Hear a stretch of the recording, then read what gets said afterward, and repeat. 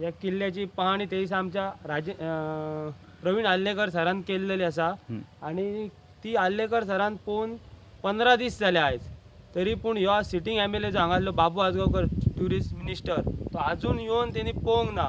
तो किल्लो तसोच बंद आसा आणि जी तिरायेचे उदीक सोडटा ते उदकान या सायटीचो कोसोन कोसोन वचत आहा. ती आमची न्हंय सद्या व्हडली जाल्ली आसा आणि देगेकूच एक 10 मिटराक किल्लो आसा.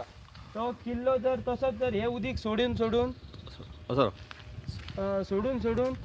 किल्लो आमचो कोसोन वचूं शकता.